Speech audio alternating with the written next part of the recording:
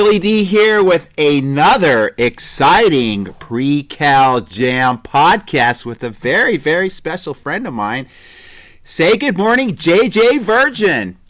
Good morning, Billy. Truly honored to have you. Put those glasses on again real quick. Oh my gosh. Come on, she had these sexy librarian glasses I wanted to put on. There we go. Now just throw those off for me. I can't believe I'm buying into your fantasy here. No, you had them on. I just couldn't let that go, all right? It might go on again. I hope, But you are kind of like the librarian because now you have 2 books and you're coming out with a 3rd book. I'm close. I have actually got 5 books. Oh, shit. Well, I'm behind schedule here. I've only had 2 of them, so. Thanks a lot for helping out with sales over there, dude. Well, dude, you got to let me know. I haven't been getting the emails or something. I don't know. Did you unsubscribe from my list? Gosh. Well, to be honest with you, I don't read emails. I'm still kind of old school. I'm kind of a phone kind of person. You should have called me and told me, hey, my new book's out. Have you got it yet? Let me send over a signed copy, sweetheart. But I didn't get that. Yeah, I'll get right on that for them. So you're a big mover and shaker, and that's why I want you on Cal Jam. I mean, the Sugar Impact Diet, our book, was just huge. You were all over the map with that. You were all over the media. Why don't you start with that, and then we'll talk about your new book. Alrighty. So Sugar Impact Diet's been super interesting. I never would have thought I'd write a book about sugar, but after the Virgin Diet, it's like everybody, I realized like this is it. People are so confused over sugar. And thank you food companies for doing that to all of us, where they'll put on the label no sugar added and it's got apple juice concentrate in it as if that's not the worst sugar ever. And it made me realize that we've been looking at sugar all wrong. Like we have this glycemic index, which makes no sense. It makes agave and fructose look like good things. So I thought I'm just going to create a new framework. By the way, Billy, I'm a little bit of a science geek. I know you are. I wasn't being like, So I went, all right, I need to look at something that takes fructose into account because it's the most evil of all sugars. We need to look at not just glycemic index, but how much of a food we're actually eating and what it does to your blood sugar and your insulin. And then, hey, we got to look at what's good in food. We eat for a reason, not just for pleasure. Right. We eat for fuel. So what about the nutrient density and the fiber? So I created these sugar impact scales. I created a new program where you don't just quit sugar cold turkey. That's silly. That's a crash and burn. And then I created a system, a framework for going through that can help people basically crush their cravings and get rid of their sugar habit for good. Because sugar, as we know, Billy, is the #1 recreational drug of choice. Right. I think it's right up there with alcohol, isn't it? It's worse than alcohol because 5-year-olds aren't having beer. Right. I don't think it takes you down the black hole like alcohol will, but it definitely has a definite impact on your overall health. Let me get things straight. I'm kind of mixed up on all the different books. You got the Virgin Diet book. Right. That's food intolerance. So okay, I didn't know that. Okay, it's good to know this. So Virgin Diet is a sexy elimination diet, and it really looks at the key. When I looked at elimination diets, because I was doing a lot of food sensitivity testing, and I went, the elimination diet was super hard. There were a lot of foods that I was not seeing show up on the food sensitivity testing. And when I looked at food sensitivity testing, it was always the same foods. And there were really 7 of them. I had to bring sugar in because how can you keep sugar in any kind of a healthy program? So I pulled out 7 foods. And what I discovered was there's so many different ways we can become intolerant to a food. It could be immune modulated, which is what I was really looking at, is delayed food sensitivities, but it could be genetics and it could be hormonal. And honestly, Billy, we don't know all the different ways we could become intolerant to a food at this point. So your best thing to do is go through a personal discovery process, be your own food detective, pull them out for 3 weeks, and we can do anything for 3 weeks, and then go back and check each food and see how you feel. How's your energy? How's your gas and bloating? How's your focus? And then see which foods work for you and which don't. Totally empowering. So that was the Virgin Diet, and then I have a cookbook with that. Then I have the Sugar Impact Diet, then I have a cookbook with that. Then I have my 6 Weeks to Sleeveless and Sexy book. You probably missed that one. I don't have that one. 6 weeks to Sleeveless? Is that you roll up your arms and show off the guns? Six weeks. Here we go. 6 Weeks to Sleeveless and Sexy. And, but that was way early before I knew. There you go. There you go. Looks good. You've been doing the bicep curls and the tricep. I do. That's the whole point of 6 weeks in Sleeveless and Sexy is that. Are we going to have to rate this one R just for the exposure here or what? Oh my gosh, really? Let me see that tricep again. I want to see the tricep again. Are you envious of the tricep? No, my tricep will kick your tricep. I don't think so. I don't think so, Billy. How much you want to bet? Geared up. I say I'm going to take you on stage at CalJam. Let's do it. Are you taking your shirt off altogether? Like it's not that kind of show. No, I think mine's better. Oh, come on now. I think mine's better. Okay. I think we're having a gun show at CalJam. Would you sit? This is getting out of control. Sit down. You started it. Yeah. No, in fact, you started it. We'll have our listeners. I got to put my shirt back on now. You started the whole thing here. We'll do a gun show at CalJam. Do a gun show. All right, before you go on. That's no problem. That's perfect. Okay, so it was 6 weeks to what now? I got to get dressed again. Okay, 6 Weeks to Sleeveless and Sexy actually was my first book. And you know what's interesting? This is interesting for everyone to kind of understand. That was really about like what you need to do to have great arms, which is more than just work out, work out correctly. Don't go doing tons of cardio and some light little weights. It was really about dialing in your diet and your sleep and stress and doing burst training and doing intense resistance training and not lifting the little dumbbells and doing bicep curls like you see, It's not that. So I just surf. That's all I do. I mean, it's like. But I didn't know how to market it, so that's kind of that quiet unknown book. By the way, my fiance is a surfer. Wow! I didn't even know you had a fiance. I do. Wow! It's not Jeff Hayes, is it?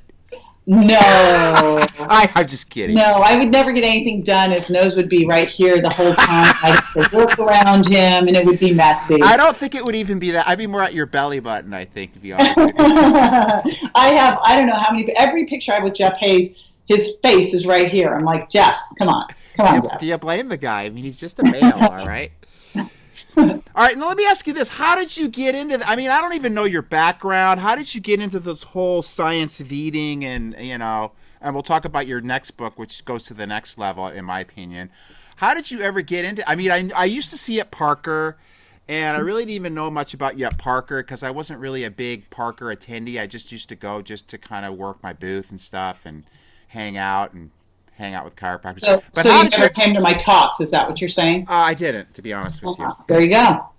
Thanks, Billy. But I didn't know how dynamic you were at the time. I know. In fact, I remember bumping into you. I think we were leaving Parker, and you were in the line at Starbucks, and I said, hey, she's a hot chick. I'm going to go over and talk to her and see if I can use the old CalJam line to at least talk with her, and it worked, so you talked to me.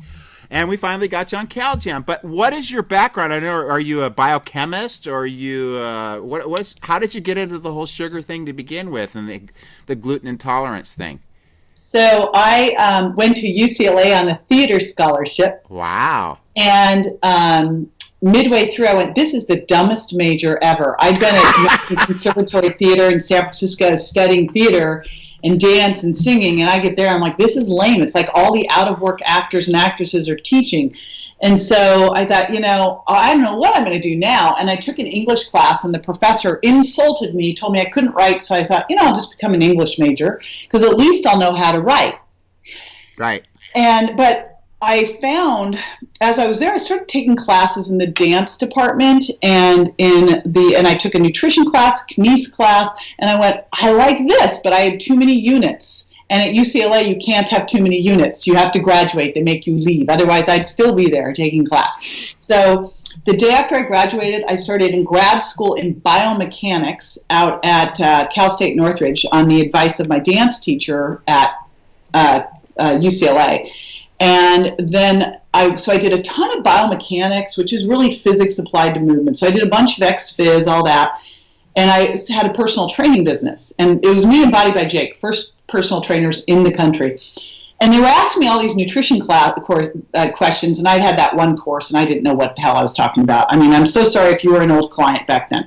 So I took a nutrition class, and then I went to University of Miami and did some sports medicine classes, and then I jumped over to USC in their doctoral program in nutrition.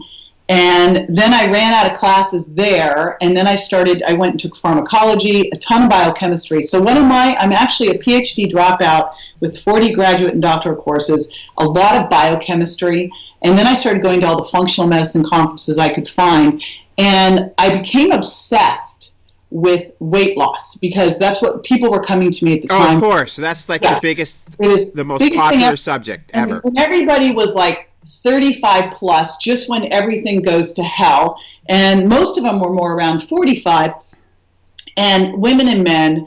And so what I decided to do was figure out, because I was going, what we were taught in school, like literally this is what I was being taught at the time. You need to do long, slow distance aerobic training. If you couldn't do at least 30 minutes, don't bother. And eat a very low-fat, plant-based diet. Back then, it was like, be as vegetarian as possible, eat as little fat as possible. Right. And I remember all that. It was like the low-fat diet, which is... Oh, my God. I was killing people. Literally, people were getting worse. I'm thinking, I'm not going to continue to get paid this way. And so I went back into the stacks over at UCLA in the biochem library, and I'm like, well, this is not the right way to exercise. We need to do, all the intense exercise, because we were taught you need to go low and slow to burn more fat. And I'm thinking, I'm going to burn fat sitting on my butt. That's when I need to burn fat, and I need to burn sugar during workouts. So I shifted the workouts, and then, I looked at the food, and I went, this whole, high-carb diet, nothing in history supports this. No. So I was way ahead. Except for the sugar industry, of course. Yeah. So this was like 15 years ago, I think. Mark Hyman, I've known Mark Hyman forever, and both of us were out there going, it's not the calories. And we were getting destroyed, and I was like, thank God this doctor over here is saying this, because otherwise I'm going to get, beat up. But...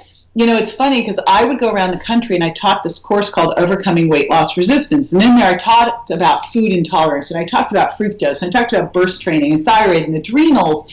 I had people telling me there's no such thing as leaky gut and there's no such thing as adrenal exhaustion. I'm like, yeah, there is. So fortunately, a lot of the studies started to come up with things I just found by working with so many people and being open to possibility, not having this bias of this is the way it is, because I just had what I had was a lot of science. I had a lot of biochemistry, exercise physiology, and so I knew that side of it, but I didn't have the rules that were being taught, because I'm not a good rule follower anyway. So I just went in with this disruptive, this has got to work so my business works, and what they taught me isn't working, so let's figure out what is. And then I started teaching that course to doctors called Overcoming Weight Loss Resistance, and then we got more and more and more people out there.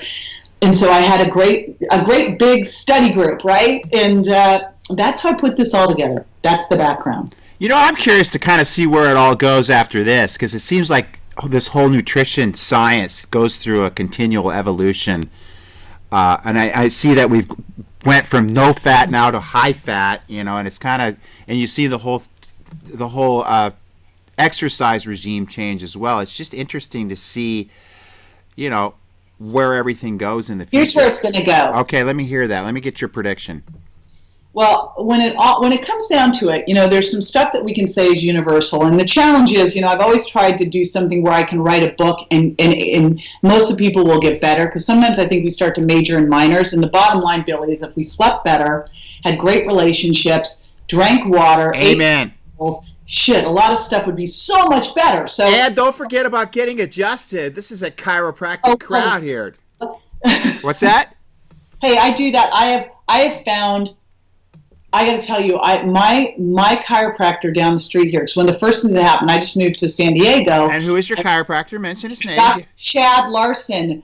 Okay. Oh my gosh, I have turned more people onto this guy. He is the miracle worker. And everywhere I go, I always have my person. And in the desert, I've got one of my best girlfriends runs the spine and sports clinic there, Dr. Karina Morrison. But this guy, I can't stand it. I've turned more people onto him. He is the best. He's a miracle worker. So, and I was at Dave's biohack concert, and I'm thinking to my God, the most probably neglected biohack in the world is chiropractic. And then I'm at the next following weekend, I'm at Longevity with David Wolf. I'm thinking, you want to talk longevity? Let's talk about maintaining your spine and nervous system. I mean, to me, and that my goal is to get on those stages eventually and get that message out to the people. Just like, I was with Mercola and I was on Alex Jones, all those trying to get people to understand. And you know what, Billy? I love this, because here's the thing, and I think people don't get this. I feel like there's this leaning away from it. Like people don't want to talk about, like say they're a chiropractor and that. Like I get that, man. This is the most powerful. Gosh, if I was a chiropractor and I could take chiropractic and nutrition and fitness, and then all the hormones, everything else, winning. It's like it is such a key thing. And to be able to have something that you can do that someone can walk into your office feeling just awful and you can shift them like that, you're right. It's the fastest hack ever. It is one that no matter what's going on, I have always got at least one standing appointment a month. In my perfect world, if I wasn't traveling so much, I'd be in there with this guy twice a week. It is amazing what the difference is. And then wherever I go, like I've got, oh my gosh, I have got this guy, Glenn Wilcox, who is amazing out in Santa Fe area. So I've got people everywhere. Like you got me in Newport too, if you're ever in the Newport Beach area. So never in Newport, but I've never had you adjust me. What's up with that? I don't know. I would be honored to adjust you. I would be honored. And you kind of said something, you're not feeling good and it helps you. But I also try to get people, you might be feeling great, but let's get you to, maybe you're a 100-watt light bulb right now. Let's get you 120 watts, man, and get you even feeling more vibrant as I try to get the deal is, Billy, no matter how I'm feeling, if I'm feeling like totally right on, I still have these appointments dialed into my schedule that my system just makes these appointments. She's not making based on like, I heard I should go. It's like, no, this is part of your routine. This is part of your lifestyle. Right? It is. And it is part of my lifestyle. I live it and believe it. And, I'll never forget, this was the weirdest thing. I was coaching, as I do a bunch of business coaching. And I was coaching this chiropractor whose business sucked. And I go, tell me about you and your personal habits. Because he wanted to have this great nutrition and lifestyle and adjustment practice. And I'm like, well, tell me what you do. And I go, when was the last time you got adjusted? He goes, I never get adjusted. I'm like, I can't help you. The F? You don't ever get adjusted? What the hell's wrong with that picture? Right. It's like, what do you do for, it's like the person who's not taking supplements, eating crap, going, I want to do a good nutrition clinic. I'm like, well, it's not happening. Well, let me ask you this. I see this all the time. You see people that teach nutrition clinics and they're morbidly obese. I mean, how do you get people to take you seriously? I mean, you got to walk the talk. You got to, represent what you're trying to friggin' get across to people, or you look like you're kind of a hoax. Full of it, yeah, full of it. Back to that question, here's where I see things going that I think are really interesting, because there are genetic SNPs. There's the ApoE44 that shouldn't be eating a high-fat diet. There's certain genetics that say, hey, you're going to do better with more plant-based. There's certain people who do better on more endurance training. How's this all going to really work? Here's what should be happening. At birth, we should be doing genetic testing.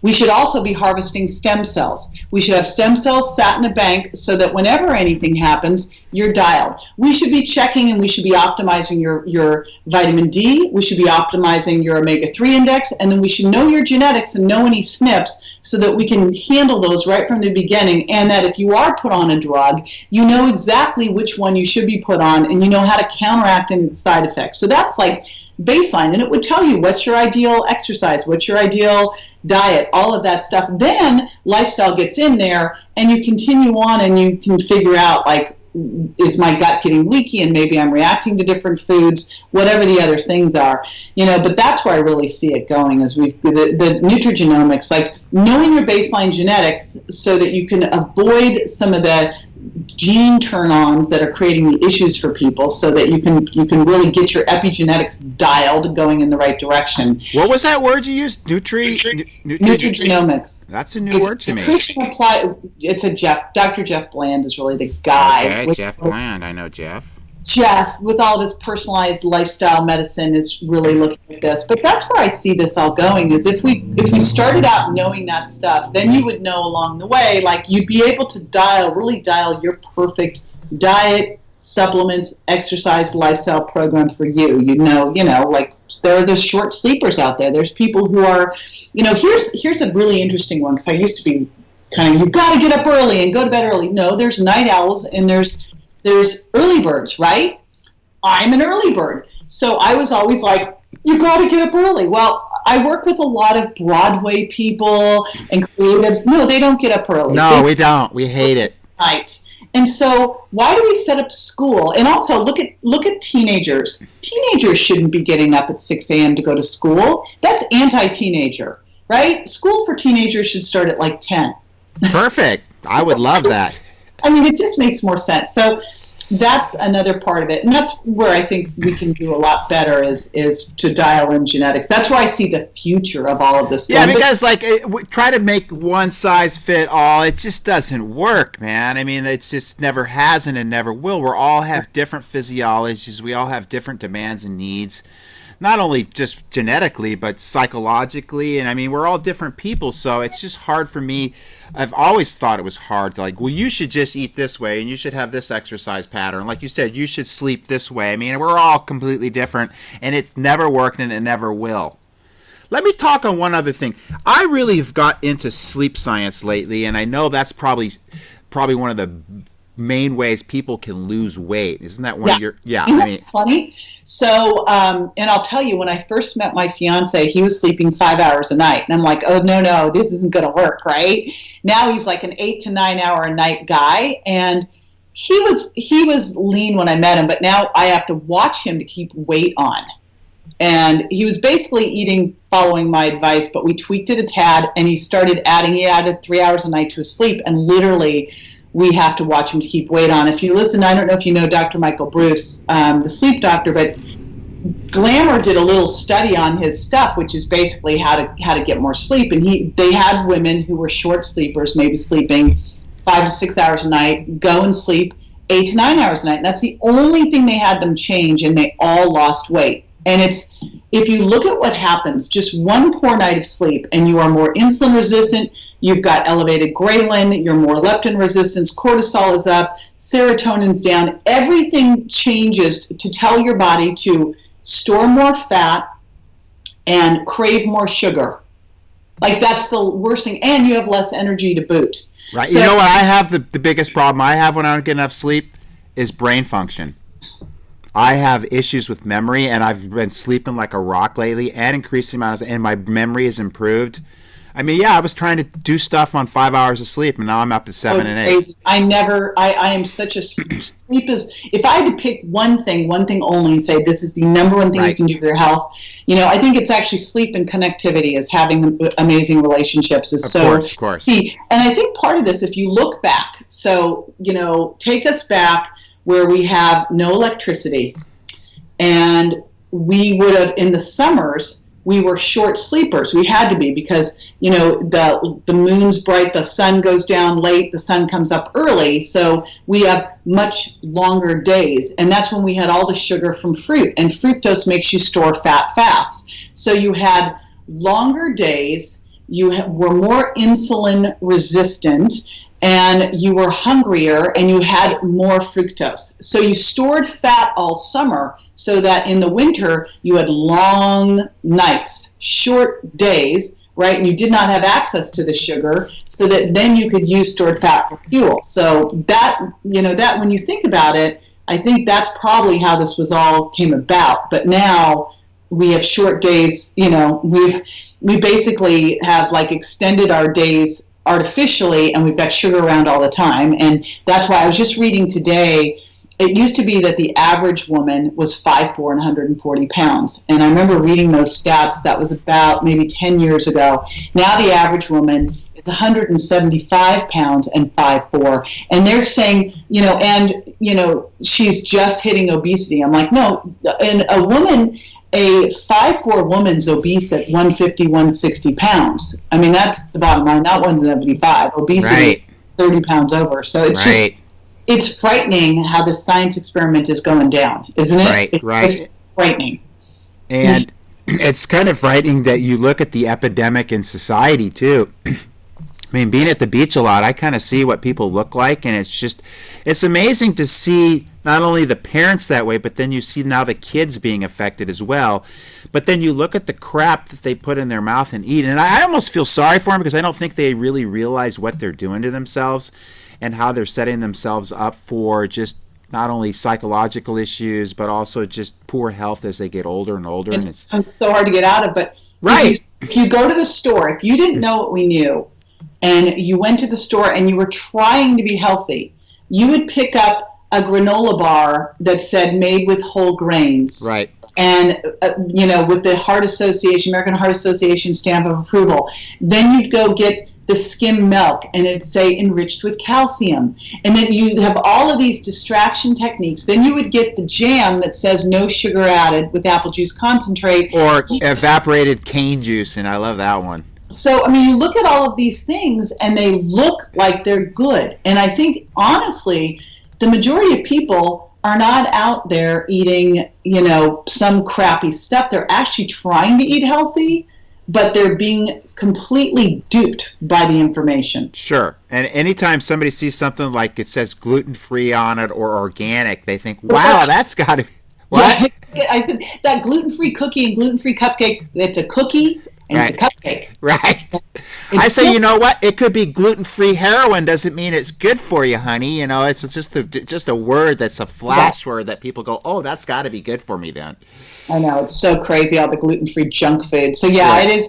It's distressing. It's like such a big ship to turn around at this point. I'm like, oh. Yeah, how do you wake up people like that? It's not like I think they're trying to kill their kids, but in reality, I think they are really shortening their lives because we're seeing kids that aren't going to live as long as their parents did, or their parents are going to outlive them, is what I'm trying to say. And it's just because of not only the food, it's the sedentary lifestyle, which, you and I are really big on exercise, and I don't do exercise because I feel like I need to work out. It's part of my life. Surfing is my religion. And if I don't do it, I get grumpy, and people tell me you need to go surfing. So it's just something that I've implemented in my life. It's not something I got to go to the friggin' gym and lift weights where it's a burden to me. It's something that I love to do, and that's why I try to get people and encourage them to find some type of exercise that they love. That's just part of their life, right? So, right. That's what my son is a tricker, as you know. I actually love going to the gym and lifting weights. I love throwing weights around. My other son does tennis with my ex-husband. So we all have our stuff, that we do. And that's just key. And, it's like you look back when we were growing up. Now I sound like the old fogey. When we were growing up, but we had all PE, and they exposed you all to those different sports. Right. And, that's what we need. It's like you have to find all the different things and then find the one you love and then do that thing. Right. We didn't have social media and digital distraction. We had to go outside and move and get some fresh air and get some exposure to the sun. Kids don't get that anymore, because they've got other stuff that they're more interested in doing, like video games, etc. Yeah. Ugh. So you got a new book come out. It's supposed to come out a week before Cal Jam. So will you have some of those available at Cal Jam? I'm trying to figure. I surely will. I think that would be a good idea. Tell me about the new book, Miracle Mindset. Yes. So Miracle Mindset, it's actually a memoir. Miracle Mindset, a mother, her son, and life's hardest lessons. And really the through line of it is show up, step up, you're stronger than you think. And it's about and I don't know if you know how much of the story you know, but when the Virgin diet, couple weeks before it was coming out, my son was crossing the street, was hit by a car. Jesus. And literally left for dead in the street. Torn aorta, multiple brain bleeds, deep coma, 13 fractures, bones sticking out. It was brutal. I can't even imagine it's brutal. So, and they literally told us to let him die. And we overruled him. And we had him airlifted to another hospital, and now he's in this deep coma, and I'm sitting next to him, and I have a dilemma, because the number 3 cause of death is death by doctor, as you know. It's like all this stuff I know that. in the hospital. Mm-hmm. The leading cause of death in children is brain injury. So I'm sitting in the hospital, and I know that I have to be there. And, of course, I'm not leaving. It's my kid. Like, you're going to have to pull me. I'm staying there, right? But I also am the primary financial support for my family. And I've invested not just everything that I got from the advance into the book, I invested everything I had, and I borrowed. So I've got everything invested in this book, like $1 million. I've got a public television special ready to pop. This is all coming out. All the media is planned. And I'm sitting there, and I'm like, game on. Literally, I looked at the whole thing, and I go, Grant's going to be 110%. This book's going to be bigger than it ever was, because now I got to make sure I can do anything I need to for my son. Like we just did, we're growing stem cells in New Jersey, and we're injecting them into his spine. We're doing stuff that costs a lot of money. And you're a parent and your kid needs this stuff, and I'm not saying no, right? So I went through all of this. The Virgin Diet became a New York Times bestseller on the list 26 weeks. It's sold, I don't know, 500,000 copies plus. And meanwhile, I'm in the hospital with him, and I looked back afterwards, and it's still been a long haul. Don't think it's like all, sunshine and butterflies. My son's got a brain injury. But everywhere I went, people were like, how's your son? How's your son?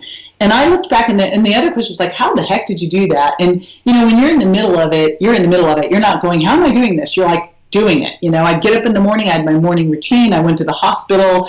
I just did what I had to do. But I looked back and I went, oh, there's very specific reasons that I was able to pull this off, and it had to do with all the crap that I'd already gone through in my life. And so it made me realize that there's really a reframe. We tend to look at things and go, oh gosh, poor you that you went through that stuff. I mean, what if going through bad stuff is the best thing that ever happened to you? Right. Because every time you do it, it's like going to the gym, you get stronger. That whole thing, if it doesn't kill you, you're stronger. It's like, you become stronger, you become more resilient, you can handle bigger and bigger things. Your stress tolerance just expands. And now, I'll tell you, it's like stuff happens and I'm going, my litmus test for, is this a big deal? Yeah, exactly. Dying here. Right. And someone said to me with one of my books, they go, well, what happens if that doesn't work? I go, do you know who I am? Like, do you have any idea of what I've gone through? Like, if it doesn't work, I will figure out another way to make it work. Right. That's it. It's like, no one's dying here. Since then, we've had stuff blow up where it's like, okay, well, shoot, I'm $100,000 short. I'm like, no big deal. Like right. this, none of that stuff is any big deal. And I look back now with my son and my other son who was then 15. You cannot rattle my 15-year-old son who's now 19. Like you're not rattling him. You can't rattle any of us. And we can take on bigger and bigger things. And I realized that, really, actually, this can be taught. And a lot of it's a shift of, instead of trying to be fearless, it's not about being fearless. It's actually about leaning into fear, realizing that if you're scared of something that's good, it's a sign you're playing big enough and not being, wimpy. And that the biggest thing we need to do is be more courageous, right? And not shy away from something because we might fail. Fail forward fast. I failed more than most people will ever, I fail more in a month than most people fail in their life. Just so what, right? So that's what this whole next book is about. And I kind of realized, Billy, that people in weight loss, like the people who were not successful on my programs, had nothing to do with the programs. We know the programs work. Right, of course. They can do, like, they could come in and you could have someone come in and be hugely successful in your clinic, or someone who just isn't. And what's the difference? The difference is their mindset. And it's application. our mindset. Yeah, mindset. Well, the mindset then says, I'm going to go do what I need to do here. I'm worthy enough. I'm going to do this. Yes, it's unpleasant. Yes, it's uncomfortable. Yes, I'm doing it. So that's where I just realized, whatever it is, whether it's your health or your relationships or your finances or your career, whatever it is, like, this has to get dialed in order for you to do all the rest of those things. Right. Because the most important aspect, I think, of anybody's health has to be your mental health, and because it's going to affect everything else. Everything. And it'll affect you deciding, am I going to fight for this? Will I take care of this? What will I do here? One of the things I've been so impressed with Grant, and it hasn't been easy. He has brain injuries are... And how old is Grant? He's now 20. 20, okay. Yeah, these brain injuries are something else. That's all I have to tell you. It's like nothing I've ever experienced before. And I was not given really any input as to what to expect, but he's never played the victim, and that's what's so amazing here. Beautiful. And I think that's a big one for people to learn, because one of the things I talk about in the book is that there are no victims, only volunteers. We choose our reaction to something. Shitty stuff's going to happen in life. Really bad stuff's going to happen a lot in life, but how that impacts you and whether that makes your life better or not. And whether you grow from it and get that thick skin like we talked about, like the rhinos have. Exactly. Let me ask the last question, because we only got a couple minutes left. For a lot of the people here, they're aspiring entrepreneurs, i.e. chiropractors, and you've written 5 books, and I know I've asked you the question before, but how would you recommend the best way to getting a book done? I mean, if you can summarize that in 5 minutes. 5 minutes. This is actually my very favorite topic, is all about books. And it really, I think the very most important thing you need to figure out with the book is what's your end goal with it. Because we have more options now than ever with books. You can publish, you can self-publish. And so which direction you go really comes down to your end goal with the book. There's some reasons to publish. I mean, one of the great reasons to publish is you actually have a deadline. Right. Due date. It's so awesome, right? And so, you have that, and you also have a company that's going to help you create a better finished product and help distribute it. They will not market it. They won't market it. Okay. That's the pretty clear. But they can help you create a better finished product, and they can help get it in bookstores. If that's not an issue, and honestly, more and more, who the heck goes to a bookstore if it's really just you're trying to create that, I go to bookstores. To drink coffee? No, I love shopping in bookstores. I'm old, man. I mean, I like old shit, But you also don't pay attention to email, so you're very like this. You're not probably the demographic for this. No, I don't. I've never done a text message. I don't even have a cell phone, honey. I know. So we're not listening to you. Right. I know. So the majority of people aren't going to bookstores, as evidenced by all the bookstore closings. I mean, just ask Borders. I know. Right. So I was saddened by that, by the way. I know. Well, I used to love to hang out at bookstores, but now I've been too busy just writing books. But if you're really looking, I think a book is one of the most important things that we can do, because it really is your business card. It's your small soldier. It's your lead gen, really, that will help make you real, credible, and define your program.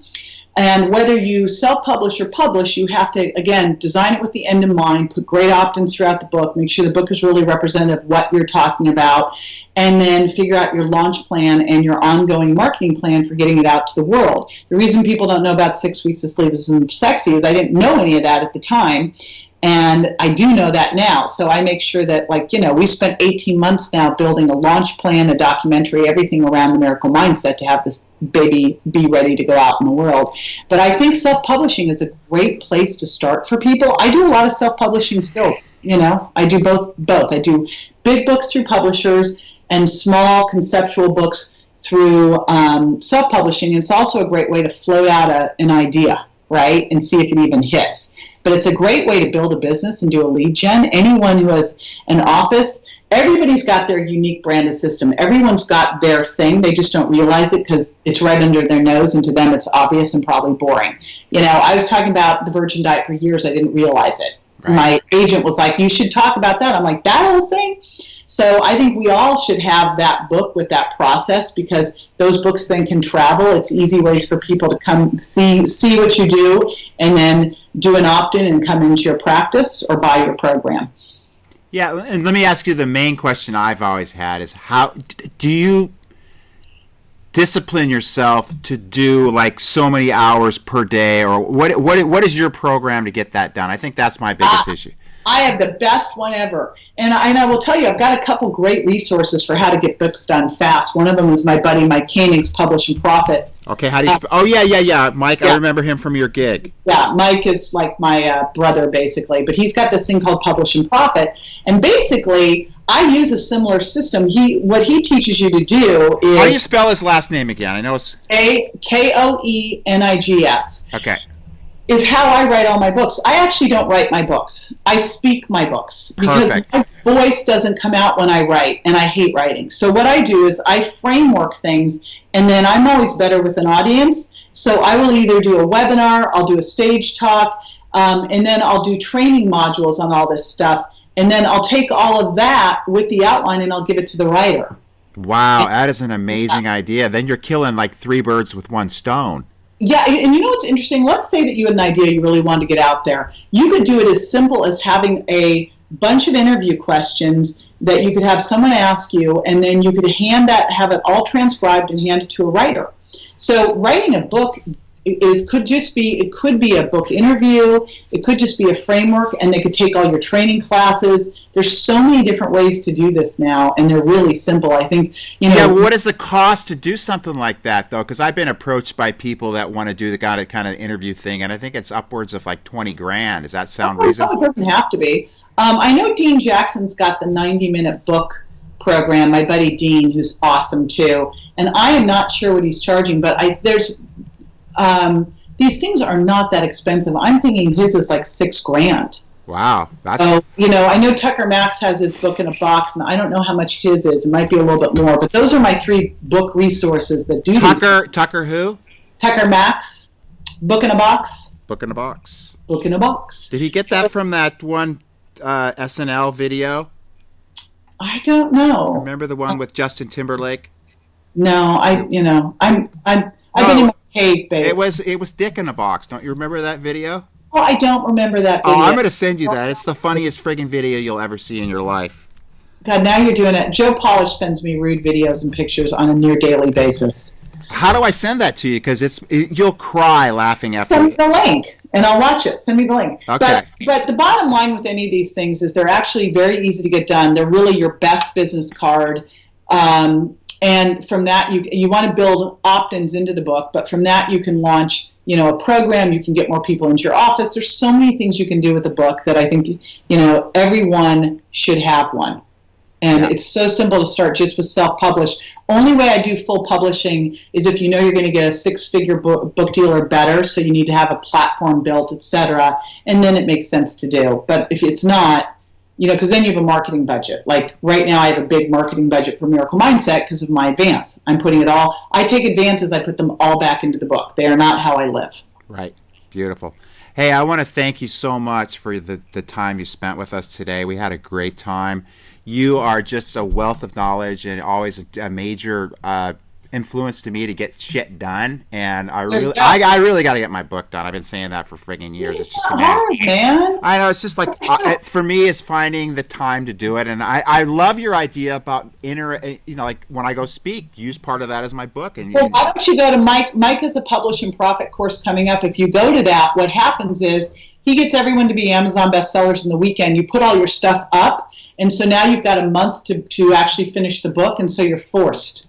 It's really awesome. When is Mike's gig? I don't know. I think I'm not sure. Maybe it's January. I'm not sure when he's got it. It's coming up, though. I know he's got one coming. I got a lot of shit to do in January, though. Oh, you know what? We're all so busy. I got CalJam coming up, though. I got to learn 25 friggin' songs and videos and get you guys all scheduled and everything. I'll do it after CalJam, okay? I'm sure they'll do it again. What, next year after CalJam or the year after CalJam? No, I'm going to do it. I'll do it in April, okay? After I get back from my heliboard and my Indonesian surf trip, because I got to take a break once in a while, sweetheart. Yes, you do. So we can keep those biceps nice and big and fat. All right, sweetheart. 10:58. I got it 11 o'clock. I want to say how much I love and appreciate, and I'm stoked you're on the CalJam program again this year, and I know you love the gig as well. Thank you. I do. It's my favorite fun stage. Are you kidding? Yeah. Awesome. And as we always say, rock and roll, baby. All righty. See you, hon. See ya. Bye. Thanks for showing me your bicep, though. That was kind of... yeah, my pleasure. And the glasses, too. That was all fun. Less than. $7 can get you a romance novel, a #1 combo at In-N-Out Burger, a 12-pack of granola bars, a cup of green juice, or 1 month of access to the CalJam network. At CalJam, we take pride in the array of topics our speakers have covered over the past 8 years. With the CalJam network membership, most of our speakers' talks can be accessed. In our network, you can also find numerous seminars from the Dead Chiropractic Society's monthly meeting with over 100 chiropractors and some of the best speakers in the profession. The CalJam network is your all-access pass to CalJam and DCS workshops, videos, and chiropractic content. From past CalJam speakers to recent DCS seminars, the network is a great resource for anybody passionate about chiropractic health or global sustainability. So don't miss out! We upload new and exciting content monthly, which can stream on any device, even your smartphone. Join the CalJam network today for only $7 a month at caljam.org/network.